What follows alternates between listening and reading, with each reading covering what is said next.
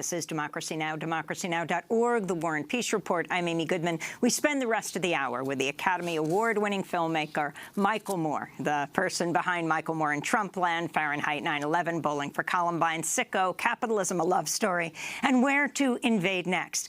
Now Moore has added theater production to his list of accomplishments. He's now starring in his theatrical debut on Broadway, his play, The Terms of My Surrender. He launched the production with the question, can a Broadway show take down a sitting president? In typical Michael Moore fashion, the one-man show infuses humor as he examines the 2016 election, speaks with special invited guests, lays out a roadmap of what he believes needs to happen next. This is a clip from a recent performance of The Terms of My Surrender. In this one, he speaks to actress and activist Rosie Perez. We have to resist, and we have to just march and shut him down. And I think that the way to do it is the same way that America shut down Trump Care, is not just go to the White House, but go to your local and state elected officials, because they really have a lot of power, and a lot of people don't understand that. You know, if you put pressure on them, they will cave. You know, Trump may not cave, but they will cave. Right. And they want to keep their jobs. They want to keep their jobs, and they want to keep their paychecks and their free health care. So, true though. Ladies and gentlemen, Rosie Perez. Thank you. Yes, that is Rosie Perez, Puerto Rican actor and activist, speaking with our guest Michael Moore, who is now starring in his Broadway debut, The Terms of My Surrender. He came into our studio right before his matinee performance on Wednesday, and I just asked him, well, the question he opens with, what kind of Broadway show can take down a sitting president? Yes, I think actually anybody watching this can do this. I really believe in the power of a few people can make huge change happen. And I talk about this in my show, that history is full of examples of people who really changed the world, not accepting the lie that they were told all their lives, that they were just a nobody from nowhere. And so I believe in that, and I believe so. Yes, so I'm on. You know, I've come from Michigan to New York to do this show. I come from the Brexit states out there, and I wanted to do this in the city that gave us Donald J. Trump. I mean, basically, I've come to the belly of the beast here. And we do the show 12 blocks from Trump Tower every day. Didn't you take a bus there? We took a bus. Yes, one night we thought we'd go over and have some cheesecake or a tortilla bowl or whatever it is that the KFC, whatever he loves. We were gonna like have some dinner with him, but he said he wasn't hungry. So, what are the terms of your surrender? Well, now, if I told you that, what's the point of coming to it? Takes me 2 hours to explain that. I can't. But basically, none of us are going to surrender. I mean, the actual terms are pretty extensive. It's not just getting rid of Trump. I mean, we have to take a look at how we got Trump. He didn't just fall out of the sky. He's the end result of decades of both dumbing down the country, but also the widening gap between those with wealth and those who work to provide the wealth for those who are rich. We just were interviewing Muhammad Yunus, the Nobel Peace Prize winner from Bangladesh, talking about he thinks it's now 5 men own more wealth than half the world's population, right? Isn't that amazing? 3.6 billion people. Yeah, so he's the kind of natural result of this. It's not some crazy accident, the way I look at it. And in fact, he's the result of a racist clause in the United States Constitution. So that electoral college concept of trying to convince the slave states, as you know, you've talked about it on this show, to come into the country, the new country, and we put this clause in there that let them count slaves while giving them no power, really. And so he benefited from that. But the show isn't. I mean, it's not a history lesson. It's not a college lecture. Well, I mean, you've seen it, so the show is spectacular, and you are constantly responding to whatever the latest is, which is happening every day. So on Sunday, you raise the fist in honor of Colin Kaepernick. Yes, right. Well, I've been wearing Colin's jersey and the 49ers hat there for well over a year, since he first did that a year ago, last summer, and I participate in the NFL boycott. I don't watch any NFL games. I encourage people to boycott the sponsors of the NFL. The owners colluded to keep him from his job this year because he took a stand. So a few Sundays ago, I got the whole audience. We all stood with these signs, hashtag I'm with Cap, and I put that out on the internet. But this Sunday, I wore his jersey, the whole show, and the whole audience, or most of them, raised the fist there with me on the stage. But what was interesting about this past Sunday, I just want to say this, is that it became more against Trump than about the original idea of what Colin was saying, which is that we have to take a stand against this brutality of police killing unarmed black citizens, and that's how this originally started.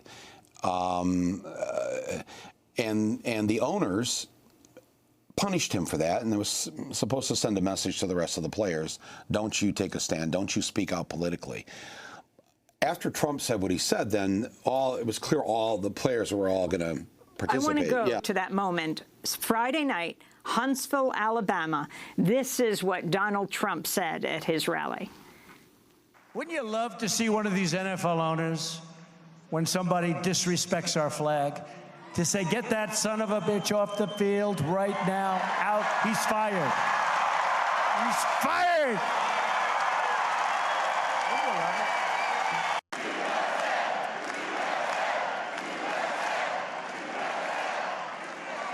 You know, some owner's going to do that.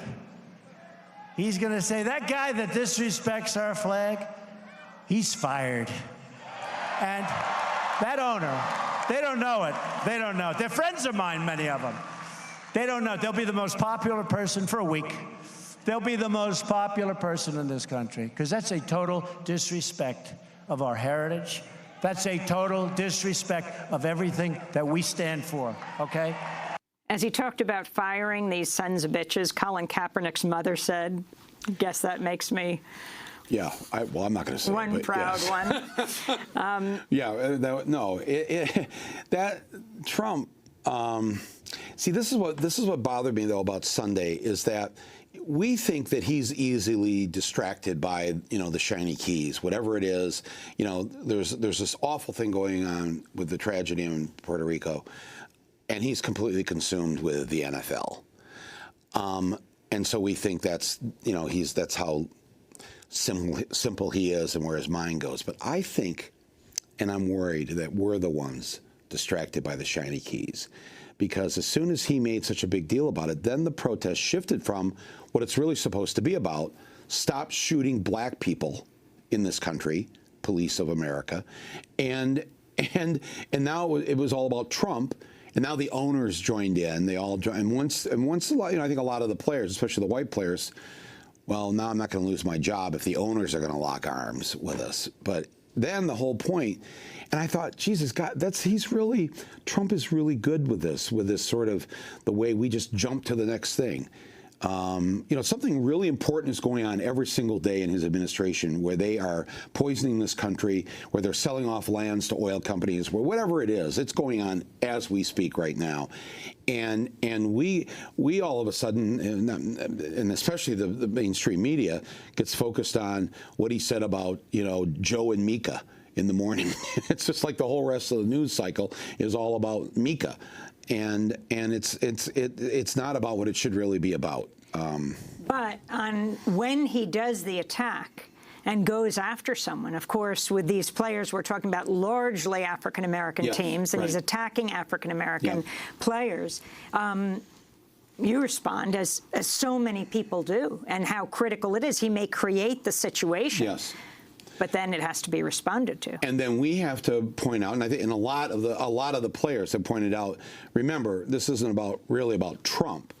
We're doing this against the racial injustice, the racism that still exists in our society, and how safe it is to be a black man in our society when it comes to the police pulling you over or whatever.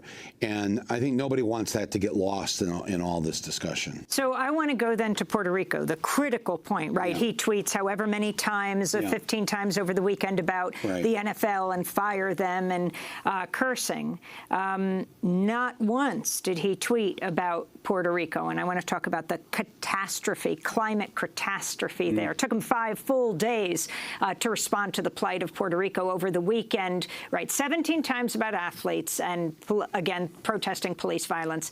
Facing withering criticism on Tuesday, he holds a news conference congratulating himself for his response to the disaster. I think he repeated nearly a dozen times that he was doing a great, amazing, tremendous, incredible job, and denied he'd neglected Puerto Rico. This is what he said. I wasn't preoccupied with the NFL. I was ashamed of what was taking place, because to me that was a very important moment. I don't think you can disrespect our country, our flag, our national anthem.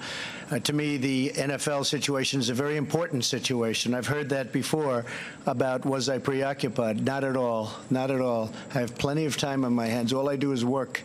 And to be honest with you, that's an important function of working. It's called respect for our country.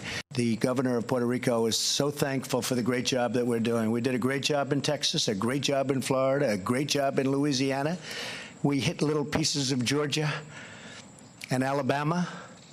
And frankly, we're doing, and it's the most difficult job because it's on the island. It's on an island in the middle of the ocean. It's out in the ocean. You can't just drive your trucks there from other states. And the governor said we are doing a great job. In fact, he thanked me specifically for FEMA and all of the first responders in Puerto Rico. And we're also mentioning with that the U.S. Virgin Islands. It was devastated. So we are totally focused on that. So that's President Trump. Instead of heck of a job, Brownie, it's heck of a job myself. Yes. And Amy, it's an island. You know it's an island, don't you? And he went on to say, too, there's a big ocean. There's a big ocean there between us. It's like, I'm convinced he has no idea where Puerto Rico is. All he knows is that the people there are not white, and that's why it's not a priority. And let's just be honest and say, you know, how his mind thinks. And the way that he and others too focus on, you know, when they talk about these NFL players, as you say, are 70% African American, and how much they make, and how they keep saying this. Look how much they're not grateful to this country. Look how much they make. Look how much they make. You will never hear anybody complain about what Tom Hanks makes. You know, you will never. It's just. It's always a little tell that it's just. Wait a minute. We let you in the club. Boy, behave yourself. You know, that's really the message. And that message, what right there about Puerto Rico. And by the way, did I mention the Virgin Islands? You know, it's like. You know, it's still like, see, we laugh, but now, see, we used to laugh at him, especially New Yorkers. You know this, because you guys are supposed to take care of him for about 40 years and make sure he wasn't foisted on the rest of us. I'm not putting you personally responsible for this, Amy, but I'm just saying, if Donald Trump came from Flint, Michigan, I couldn't show my face on this show, because how could I explain that I, for 30 or 40 years, you know, didn't do something about him there before he would be, you know, thrust upon this country. But he's not a joke. And the time to sort of laughing about this has to be hopefully long gone by now, because we are in very serious trouble here.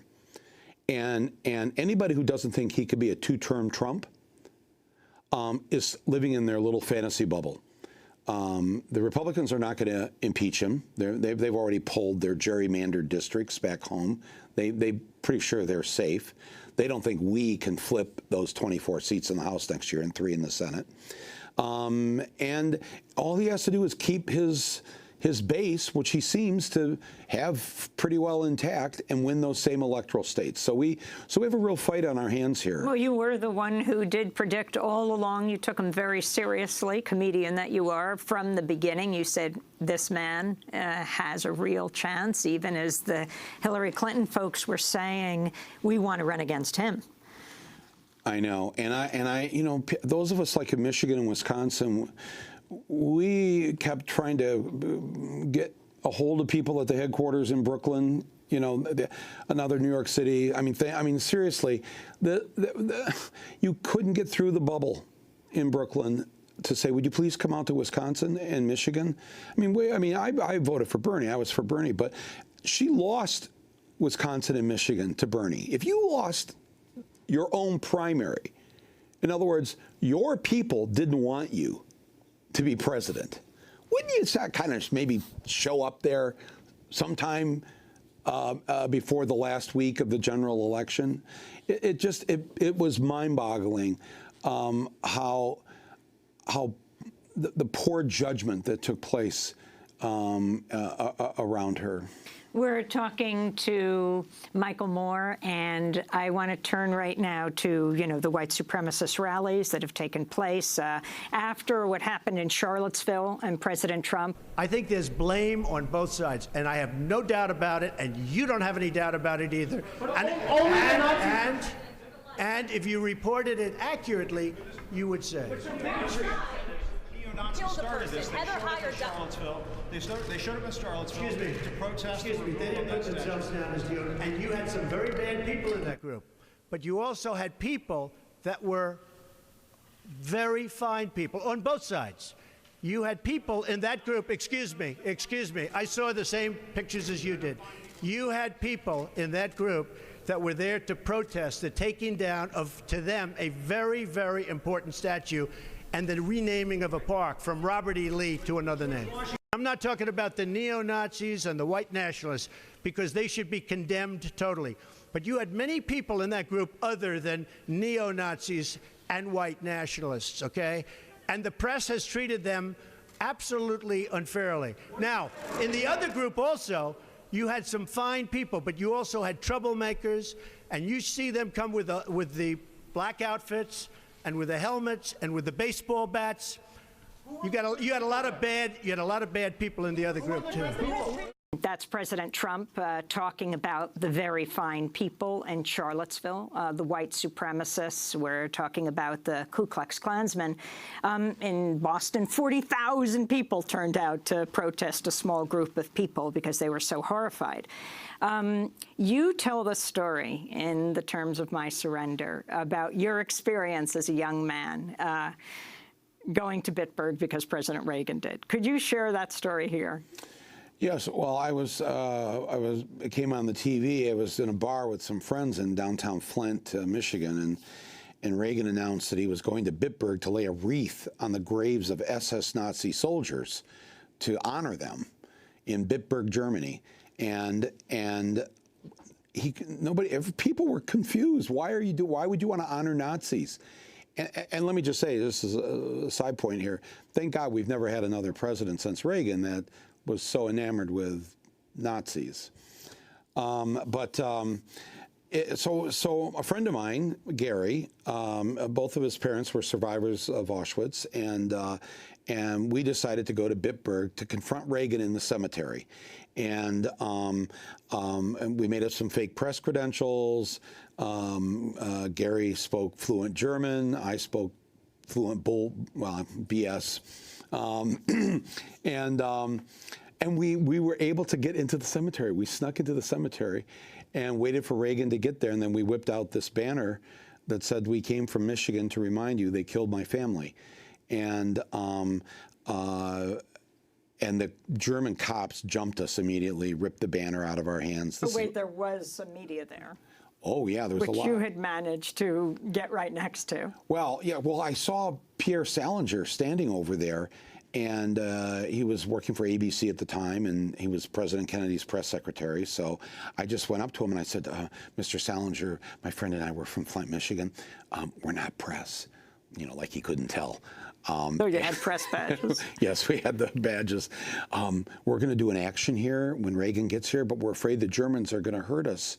If you could just have your camera there, because I think the last thing the Germans want today is footage going out across the world of them beating a Jew in the Bitburg Cemetery, and Salinger's like, yeah, I'll help you, sure. And so he had his camera right there, and I think that because the cop that had grabbed me had already had his club up over my head, like he was going to come down with it, and he turned and he saw the lens of Pierre Salinger's camera right there, and he goes, and he puts the billy club away, and I didn't get my head cracked open. So then they just hauled us out of there. They put us back in the back of a truck and just hauled us out of there. So this was shown all over the world. Yes, we were live on ABC. And because it was, yes, if you remember at the time, if you're old enough, if you saw that, it was quite, people just couldn't understand why Reagan was wanting to lay a wreath on Nazi graves. But like I said, fortunately, we're through that kind of president, and that won't happen again. You've been taking on these issues from white supremacy, Ku Klux Klansmen, racist violence for quite some time, right back to high school, another story you tell. But your story of the Elks Club. Yes, I had gone to, I was selected to go to Boys State, which is where you go to play government for a week. Every high school, at least in Michigan, sent 5 girls and 5 boys to Girls State and Boys State, and you elect a girl governor and a boy governor and a state legislature and all that. It's to teach you how to run a campaign, and I didn't want anything to do with it, and so I just stayed in my dorm room the whole time, except I saw a poster one day that said, speech contest, write a speech on the life of Abraham Lincoln and win a prize here at Boys State, sponsored by the Elks Club. And my dad had just gone to join, this is 1971, he'd just gone to join the Elks Club, and he got there and they gave him an application form, and at the top of the application form it said Caucasians only. It's the 70s. It's still legal. The 1964 Civil Rights Act, there was a loophole that allowed racial discrimination could continue if it was a private group or a membership organization. So back then, for instance, you have the Friends of Democracy Now, whatever, you were a member of Democracy Now, you could actually racially discriminate as long as you were a private membership group. And I just stood there and I'm thinking, they're sponsoring a contest on the life of Abraham Lincoln, this whites-only organization. So I went and wrote a speech back in my room. I showed up at the contest, I gave it, and I won the contest. And then I had to... And Elk wasn't choosing. And no, there was no Elks there. There was like a speech teacher. And the whole thing was slamming the Elks for doing this and slamming Boys State. Why are you having these racists here at this, you know? Then I have to give the speech the next day at the boy governor inauguration. And I have to sit next to the head Elk, who's got big antlers coming out of his hat and a trophy in his lap that he's going to present to me at the end of the speech. And I'm just thinking, oh no, this is not going to end well. And so I gave the speech. And I turned and looked at him, and he's just all beet red. His face is so angry. And I just said at the end of the speech, I just looked at him and I said, and I don't want your stinking trophy. And the whole place erupted in applause. I ran off the stage because I was worried he was going to hurt me. And from that very night on the CBS Evening News with Walter Cronkite, because it was out on the wire services that I did, they did this story, and then it's in the media for the rest of the... You refused to talk to them. You know, they wanted me to come on, but no, I was really, I know this is hard to believe, but I was a really shy kid. You know that a little bit about me, don't you? Kind of. I'm on a personal level, I'm a very like this, you know, and back then I was worse, and so I didn't go on the CBS Evening News, but they did the story anyways, and it caused this uproar all over the country. And we had a great, very liberal left U.S. Senator from Michigan named Philip Hart. And he called me and he said, I want to introduce a bill to fix this loophole in the Civil Rights Act, and I want you to come down and testify. And I'm like, no, I'm not. I just told my parents to let me leave the house. So I didn't go to D.C. to testify. But hearings were being held all over the country. A federal judge takes away the tax-exempt status of the Elks Club. And they start getting hit with all this stuff. Liquor licensors were being pulled from their clubs. a big hullabaloo, and a year and a half later, the Elks and all these private groups are finally forced to accept all Americans into their organization, regardless of the color of their skin. And it was such a lesson to learn at the age of 17, a dangerous lesson for me, that you could affect change by doing just a little tiny thing. And again, it was just what I said at the beginning here, is how we, we're told from the time we're kids that we really, you can't fight City Hall. Why knock your head against the wall? It's not going to do anything. That's the big lie. That's the big lie, that we're nobodies from nowhere and we can't affect change. The truth is that we're all somebody. We are all from somewhere, and the thing that the wealthy elite establishment is afraid of is that if we ever figure out that there's more of us than there are of them, they're in big trouble. They know that, because the thing they must hate about this country, the rich, is it's still at least on paper, in spite of the voter suppression, in spite of the gerrymandering, it's still one person, one vote. That hasn't been changed. So, and there's only so many of them. There's a hell of a lot more of us. And if we take that power in our hands, they're in a boatload of trouble. Do you think there are a lot more woke folks now? Oh, absolutely. Absolutely. Look what happened the day after Trump's travel ban. He announces this the week after his inauguration. The next day, tens of thousands of Americans. There was no organization to this. No leadership, no call for a demonstration, none of this. Just people on their own showed up at their local airport, whether they lived in Hays, Kansas, or out at JFK. People just poured out to the airports with homemade signs against the travel ban. That was 1 week after the women's marches all over the country, all over the world. No, I've been very hopeful in the sense that a lot of people have come alive and nobody's going back to bed. We'll have more with filmmaker Michael Moore, who is starring on Broadway for the first time in his one-man show, The Terms of My Surrender. Yes, more with more in a minute. Here on Democracy Now!, democracynow.org, The War and Peace Report. I'm Amy Goodman as we continue our conversation with the Academy Award-winning filmmaker Michael Moore, who is starring on Broadway for the first time in his one-man show, The Terms of My Surrender. He'll be doing a new TV show on network television, TNT, called Michael Moore Live from the Apocalypse in February. And he has a new movie coming out in the spring called Fahrenheit 11/9. That's the day after the election. Well, I asked him how he has time for everything. I don't have a choice. None of us have a choice. We have to do everything. We are in the French Resistance. Everybody has to have that attitude. That you got to get the kids to soccer practice. Well, the kids can walk for the next year till we get rid of Trump. You've got couples therapy at 4. Get along with your spouse for just one more year. We have got to get rid of Trump. I mean, it's serious. I hate to put it this way, but I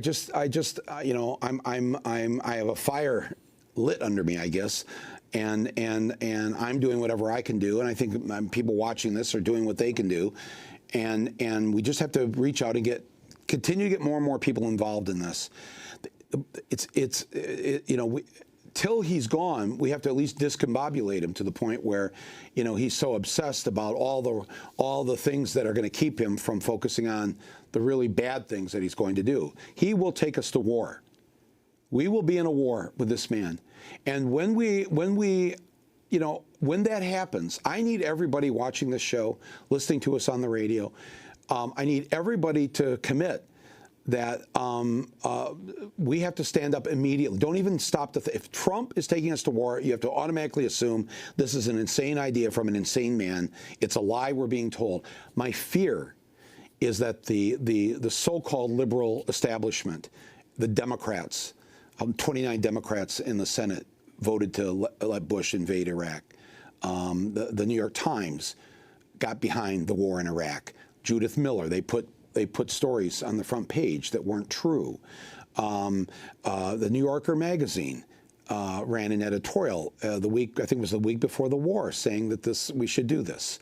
These are our liberal establishment. It has to be called into question here, and we have to not follow them if they do that again. And in the show, I actually play a couple of clips of the night Trump bombed Syria, that Syrian airfield.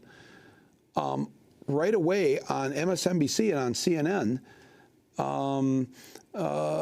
people were waxing poetic about Trump is now the president. This next time when we go to war, and he will, I will say this again, Trump will take us to war. He's out there in Bedminster, New Jersey, last month, threatening fire and fury. I mean, I ask the audience every night, can we all just agree that no good idea has ever come out of Bedminster, New Jersey? I mean, just no offense to the town. I'm just saying that's not where you start a nuclear war. If Trump says that North Korea suddenly is the enemy and we have to, do not believe this. Do not go to war. Unless you see North Korean troops marching through that arch down in Washington Square Park, or if a friend calls you from the vegan section at Chelsea Market and says, there are North Koreans marching down the aisle, grabbing all the vegan food. Okay, then maybe, but still, question it. Question it. Do not follow along with the liberal New York Times, with the liberal commentators, the so-called liberal, the Democrats in the Senate who won't stand up. As we sit here right now doing this interview, not a single Democrat in the U.S. Senate has called for his impeachment, has stood up on the floor and said, I demand the impeachment of Donald Trump. Not one Democrat can say that yet in the Senate. There have been a number in the House, Maxine Waters and others, but nobody in the Senate. This is the people that are supposed to be representing us still don't have the spine that's going to be needed to fight Trump and to make sure we don't have a two-term Trump. And you don't think the woke folks in the streets, the people who marched in Boston, the NFL players... That has to continue. It has to continue and not stop. Because remember, a month before the war started in Iraq, New York City, how many were in the streets? Wasn't it like 500,000? I mean, millions rocked the world. And then around the world, it was millions. And then the war started, and people around the world still protested. But here, the protests shrunk. People started to be quiet about it. That can't happen this time. Everybody off the bench. Everybody in the pool. Seriously, this is it. That's filmmaker Michael Moore, starring on Broadway for the first time. It's a one-man show, The Terms of My Surrender. Oh, there are little appearances of other people. It has a limited run until October 22nd, and that does it for our show. If you'd like to see the whole interview, go to democracynow.org. Well, if you'd like to get a copy of the show, you can go to democracynow.org as well. I'll be speaking tonight in Winnipeg, in Canada, at the Knox United Church at 7 p.m. On Saturday, I'll be in Halifax, Nova Scotia, speaking at 7 p.m. On Sunday afternoon in Guelph at 2, and then in Toronto at 6:30. You can check our website. Juan Gonzalez will be speaking in Kansas City tonight, Friday night, as well. Go to democracynow.org. Democracy Now! Is produced by Mike Burke, Renee Feltz, Dina Guzder, Nermeen Sheikh, Carla Wills, Laura Gottesdiener, Sam Alkoff, John Hamilton, Robbie Karen, Hani Massoud, Tarina Nadura, Amel Ahmed, and Nat Needham. Mike DeFilippo, Miguel Noguera, and Paul Huckabee are engineers. Special thanks to Becca Staley, Julie Crosby, Hugh Grant, David Prude, R.L. Boone. I'm Amy Goodman. Thanks for joining us.